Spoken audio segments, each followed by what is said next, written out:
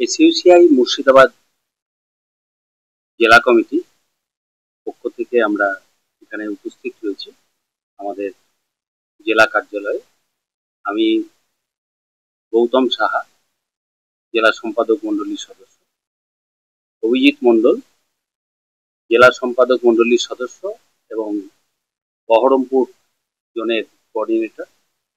উপস্থিত রয়েছেন মাহফুজ আলম, মুর্শিদাবাদ জেলা কমিটির সদস্য।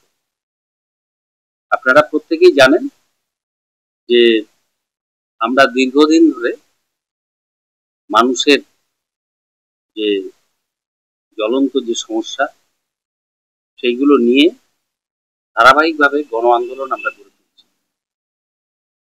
বর্তমান সময়ে যে আকাশ ছোঁয়া যে মূল্যবৃদ্ধি, স্বাস্থ্য, শিক্ষা সহ সমাজের সর্বক্ষেত্রে যে দুর্নীতি, বেকারি,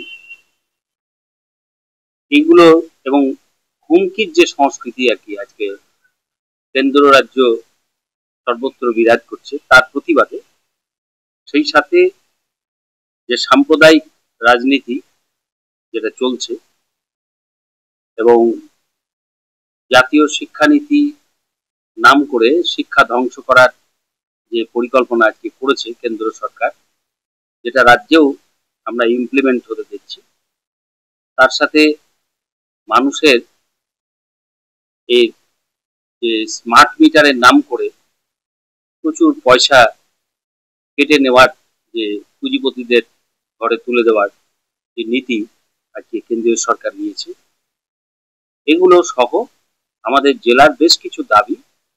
তার মধ্যে যে মুর্শিদাবাদ বিশ্ববিদ্যালয়ের নাম করে কৃষ্ণনাথ কলেজ, যেটা ঐতিহ্য সম্পন্ন একটা কলেজ, তাকে যে সম্পূর্ণ বিলুপ্ত করে দেওয়া হচ্ছে তার প্রতিবাদে, এবং আমরা দীর্ঘদিন ধরে যে দাবি করে আসছি যে বহরমপুরের কেন্দ্রস্থলে যে পুরাতন যেটা সদর হাসপাতাল বলে পরিচিত ছিল, সেই সদর হাসপাতালকে পুনরায় যে চালু করা, এটা অত্যন্ত প্রয়োজন।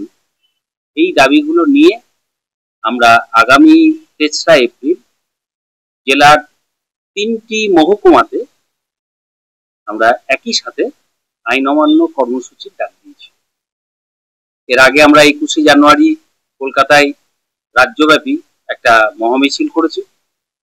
আর এবারের যে আইন অমান্য, সেই আইন অমান্য আমরা চাইছি যে সারা পশ্চিম বাংলায় এইভাবে জেলায় জেলায় এই আইন অমান্য কর্মসূচি আমরা সংগঠিত করছি। বাংলা টুডে নাও।